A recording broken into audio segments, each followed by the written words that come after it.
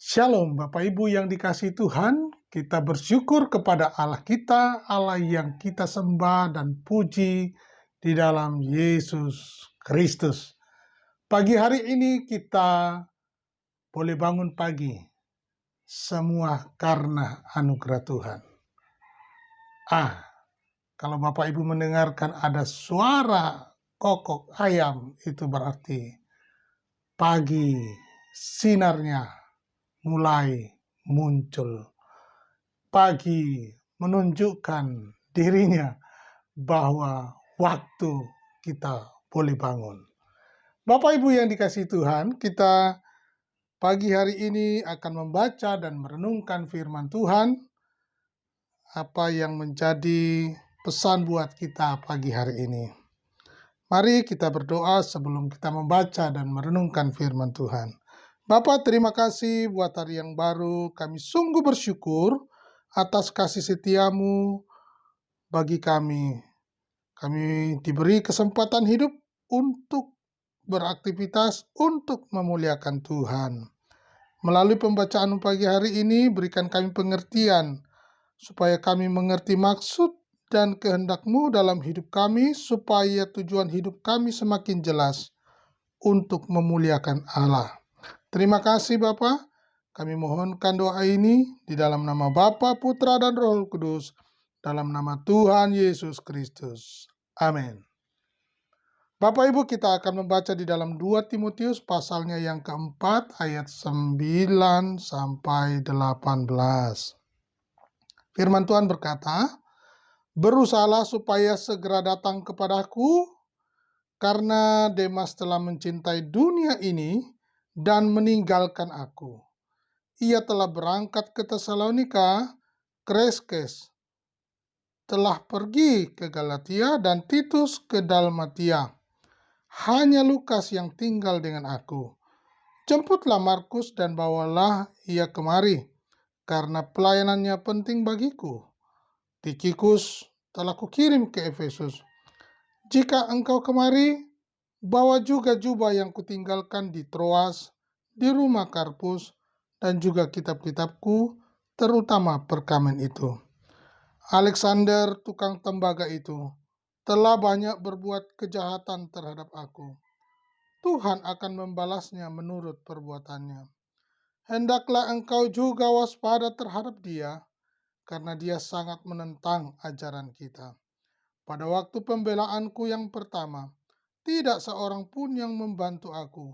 Semuanya meninggalkan aku. Kiranya hal itu jangan ditanggungkan atas mereka.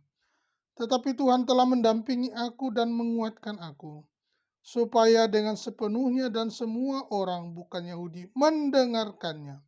Dengan demikian, aku lepas dari mulut singa, dan Tuhan akan melepaskan aku dari setiap usaha yang jahat. Dia akan menyelamatkan aku, sehingga aku masuk ke dalam kerajaannya di surga. Baginya lah kemuliaan selama-lamanya. Amin. Puji Tuhan, Bapak Ibu yang dikasihi Tuhan. Perikop pagi hari ini mengingatkan kepada kita bagaimana akhir pesan Rasul Paulus di 2 Timotius pasalnya yang keempat. Nah, ada yang menarik di dalam pembacaan kita Bapak Ibu. Coba kita perhatikan, ya, dikatakan ayatnya yang ke awal tadi, ya. Karena Demas telah mencintai dunia ini dan meninggalkan aku. Demas telah mencintai dunia ini dan meninggalkan aku. Ada satu fenomena yang terjadi, ada satu peristiwa yang terjadi di mana Demas. Pertanyaannya, siapakah Demas itu?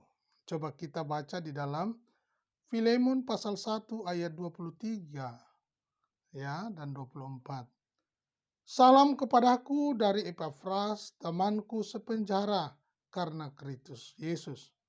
Dan dari Markus, Aristarkus, Demas, dan Lukas, teman-teman sekerjaku. Nah, di sini ada Demas disebut Bapak Ibu.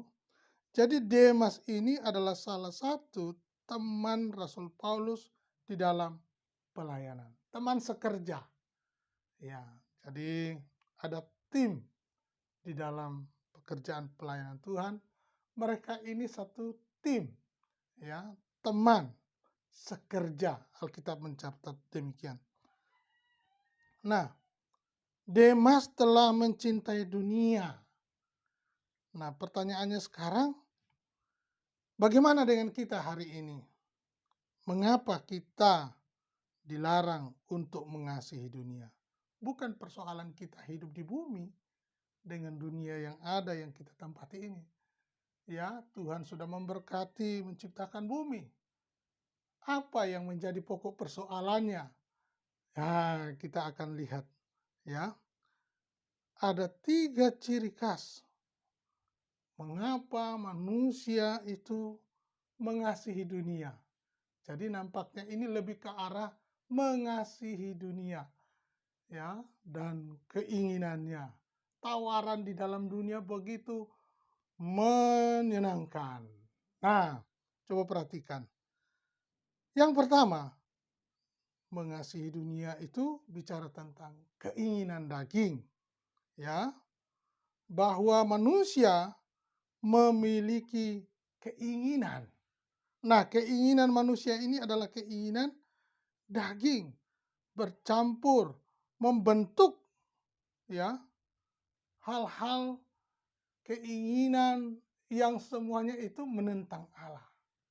Jadi bukan persoalan hidup di bumi ini, Bapak Ibu, tetapi hal-hal yang menentang Allah semuanya, ya. Misalnya keinginan seksual, ya. Ada masa di mana kita harus melakukan hal ini. Misalkan di dalam pernikahan baru kita bisa melakukan hal itu. Tapi belum masuk di dalam pernikahan sudah melakukan dan ini pelanggaran, ya. Bapak Ibu, keinginan apa lagi? Ya, keinginan untuk memiliki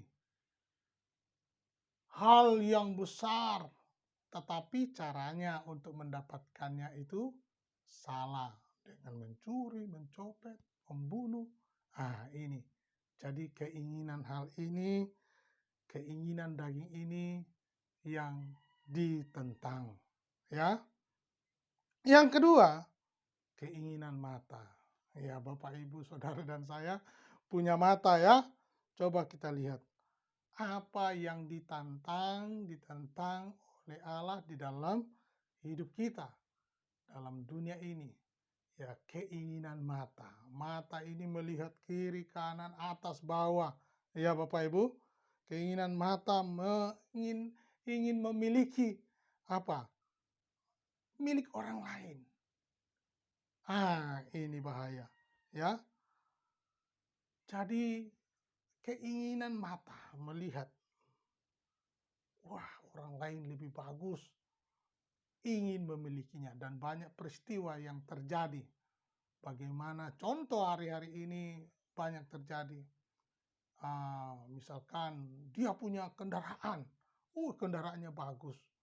Akhirnya dia punya berbagai cara untuk mendapatkannya. Tapi itu punya orang lain, ya, punya orang lain, dan orang itu, si pemilik itu dibunuh dan dirampas. Nah, keinginan mata. Dan banyak kasus-kasus yang lain. Ini. Dan yang kemudian dikatakan keangkuhan hidup. Ini yang Tuhan tentang di dalam kehidupan kita sebagai manusia yang hidup di bumi ini, ya.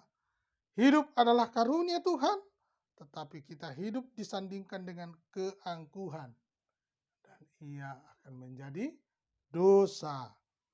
Ya, keangkuhan hidup dikatakan pernyataan penolakan kehadiran Allah.